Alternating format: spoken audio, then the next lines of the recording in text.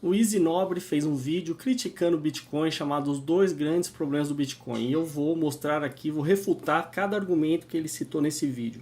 O que ele disse, né, até relatou, e na minha opinião é um atestado, né, de que ele realmente cometeu um erro, é dizer que ele conheceu o Bitcoin em 2009, 2010, né, e não aproveitou sequer para minerar ou sequer para comprar Bitcoin naquela época. Ele mesmo falou, se comprasse 10 dólares de Bitcoin naquela época, hoje teria 100 mil dólares. Ou seja, na minha opinião, isso é uma admissão de um erro gravíssimo. Ou seja, já começa o vídeo dizendo, eu cometi um erro, eu deixei de ganhar dinheiro. A menos que você seja masoquista, Easy. Eu pelo menos não conheço ninguém que goste de perder dinheiro ou deixar de ganhar dinheiro. Então, ok, você admitiu um erro, só que o problema é o seguinte, você continua insistindo no erro, você não aprendeu com o seu erro, você perdeu uma oportunidade e continua falando mal. Será que é porque você está arrependido, né? Ou outro motivo? Errar não é problema, errar é humano. O problema é você insistir no erro, né? Mesmo quando você está diante de inúmeras evidências de que você está errado e você quer continuar errando. Depois, o Easy ele cita sobre a crise financeira de 2008. Tá? Eu vou logo de cara citar duas referências aqui para vocês entenderem porque a crise financeira de 2008 não tem nada a ver com o livre mercado. Tá? Ela foi fruto da intervenção estatal, regulação estatal. Não foi falta de regulação, como ele sugeriu. E para provar isso, basta ver esse vídeo para entender a crise financeira do canal Ordem Livre, tá? Para quem prefere vídeo, ou esse excelente texto do Leandro Roque, como ocorreu a crise financeira americana. Eu não vou detalhar isso aqui no vídeo, porque senão levaria um vídeo inteiro. Então, para quem está realmente interessado, veja esse vídeo ou leia esse texto. O maior mérito do Bitcoin é a descentralização. E essa é a minha primeira crítica aí ao primeiro argumento que o Easy Nobre deu para falar que seria uma das desvantagens do Bitcoin, ou seja, a descentralização, quando na verdade a descentralização é a maior vantagem do Bitcoin. Se o Bitcoin não fosse descentralizado, eu não estaria usando. Por quê? Porque eu não quero ficar submetido a um órgão central, a um governo, ou de repente até mesmo uma empresa. Esse excelente artigo aqui também do Leandro Roque, que eu recomendo todos os artigos dele, porque o Banco Central é a raiz de todos os males. Eu vou ler certas partes aqui para vocês entenderem. Veja esse parágrafo. Para o governo federal gastar, ele precisa arrecadar dinheiro. Já vou deixar claro aqui que arrecadação significa imposto. Imposto significa roubo. Tá tirando dinheiro do seu bolso para sustentar algo que você não pediu. Isso é algo óbvio. Para arrecadar dinheiro, o governo cobra impostos ou emite títulos da dívida, os quais são comprados pelos bancos. Via de regra, ele utiliza uma combinação desses dois mecanismos. Assim como qualquer instituição, quando o governo se endivida, ele tem de pagar juros sobre essa dívida. Até aí nenhuma novidade. Aí, mais para frente, caso não existisse um banco central, a quantidade de dinheiro na economia se manteria relativamente constante. E mais para frente, quanto mais o Estado se endividasse, quanto mais dinheiro ele tomasse emprestado, menos dinheiro sobraria para os bancos emprestarem para pessoas e empresas. Consequentemente, maiores seriam os juros cobrados sobre esses empréstimos. Afinal, a quantidade de dinheiro a ser emprestada ficou reduzida, pois o governo abocanhou grande parte para cobrir os seus gastos. Tá? Isso é como funcionaria sem um banco central. Logo, o Estado simplesmente não poderia sair se endividando continuamente, pois inevitavelmente chegaria um momento em que os juros estariam em níveis calamitosamente astronômicos. Da mesma forma, ele não poderia sair aumentando impostos para saciar sua sede por recursos, pois poderia acabar incitando uma revolta popular. É nesse cenário que entra a genialidade, ele está sendo irônico aí no texto, né, por trás da criação de um banco central. Um banco central resolve esses dois problemas numa só tacada, imprimindo dinheiro. Aí ele explica aqui que atualmente o Banco Central não imprime dinheiro, né? Vai falar da lei da responsabilidade fiscal, só que ele explica direitinho aqui, ó, nessa parte. Funciona assim, quando o Banco Central quer expandir a base monetária, ele precisa realizar aquilo que chamam de operações de mercado aberto, open market. Isto é, o Banco Central compra títulos públicos que estão em posse dos bancos, exatamente aqueles títulos que os bancos adquiriram do Tesouro quando emprestaram dinheiro ao governo. Falando mais explicitamente, o Banco Central cria dinheiro para comprar esses títulos que estão em posse do sistema bancário. Atualmente, essa é a única maneira legal de o Banco Central criar dinheiro. Como o Banco Central faz isso? Grosso modo, ele aperta um botão no computador e acrescenta alguns dígitos na conta. as reservas compulsórias que o banco que está vendendo os títulos possui junto ao Banco Central. De onde veio esse dinheiro? De lugar nenhum. O Banco Central criou do nada. Nenhuma outra conta foi debitada. A base monetária expandiu magicamente, as reservas desse banco aumentaram. Ou seja, isso é que dá você pedir um controle central da moeda. Tá? No caso, pedir por um banco central, pedir por governo. É isso que acontece. Você dá muito poder para alguns burocratas criarem dinheiro do nada. Criar dinheiro do nada significa o quê? Que você vai desvalorizar a moeda e significa que você está gerando inflação monetária. Essa é a verdadeira definição de inflação. Tá? E gerar inflação monetária tem como consequência inflação de preços. Por isso que naquele vídeo, como o governo gera inflação e prejudica você, eu expliquei que na verdade quem é o culpado pelo que eles chamam de inflação, né? Porque é um truque semântico atribuir a culpa ao mercado, na verdade a culpa é deles. Então tome cuidado com isso. Tanto eles conseguem desvalorizar a moeda, que daí quando o dólar sobe, que significa que o real está desvalorizado, né? O que eles fazem? Olha lá, Banco Central torrou 6 bilhões de dólares em um dia para reduzir 2 centavos na cotação da moeda norte-americana. Aí eu pergunto para o Easy Nobre, é isso que você defende, Easy?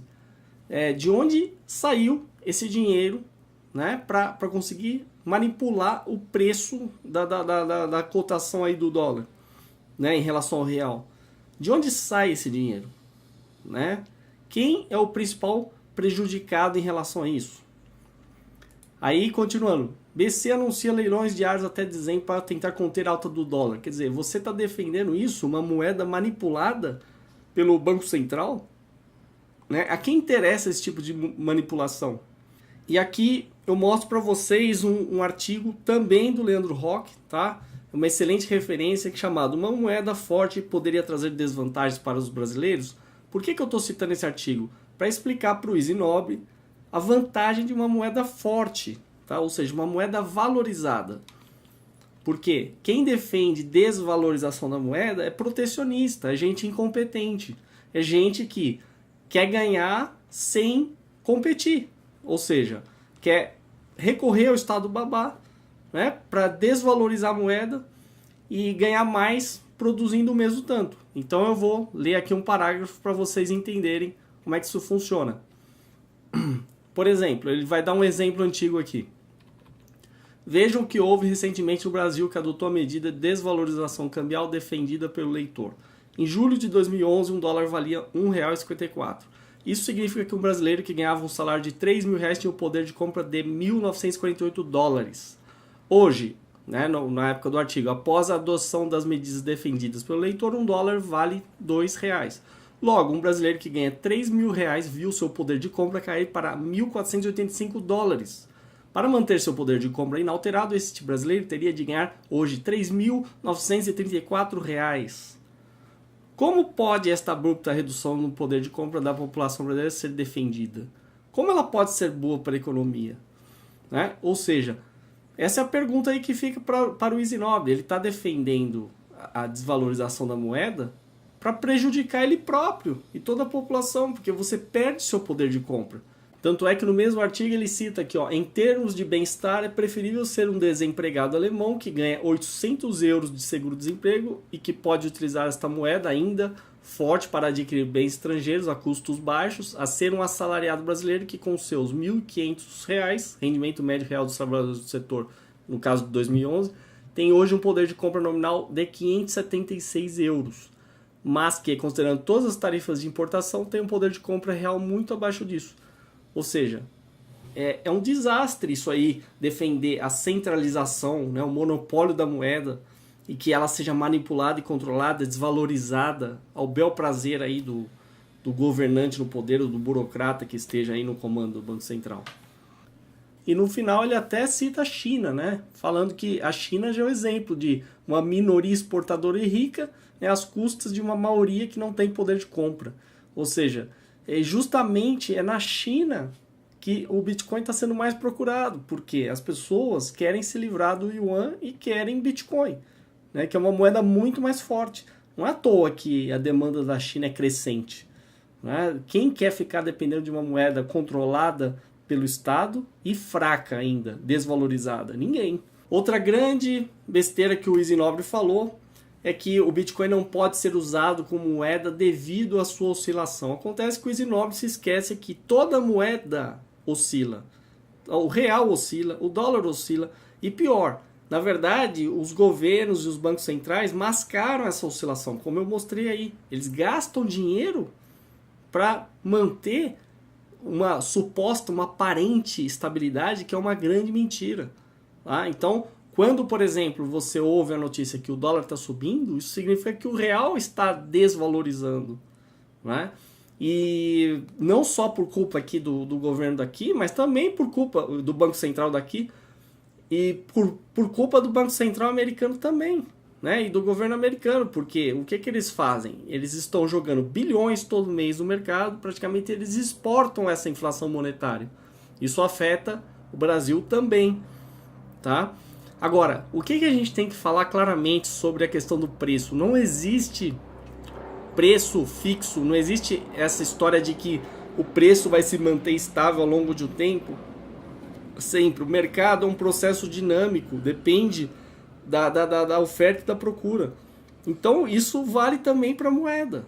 Né? Toda vez que você tenta fixar um preço, como, por exemplo, foi feito na Venezuela, agora eles estão chegando ao absurdo de prender empresários, né? Chegou a faltar papel higiênico na Venezuela. Sabe? A inflação de preços lá está mais 50%, quer dizer... Então, isso é resultado de um Estado extremamente interventor. Na Argentina, a mesma coisa. Né? Ninguém quer usar o peso argentino. Né? E lá também congelaram preços. Ou seja, toda vez que você fixa preços, né? Até o Brasil já passou por isso. Toda vez que você tabela preços, você está promovendo escassez do produto. Né? Então, seria um desastre gigantesco você esperar que uma moeda tenha um preço fixo. Tá? Ou estável, isso não existe. Isso aí é discurso de incompetente, discurso de protecionista, como eu já mostrei antes.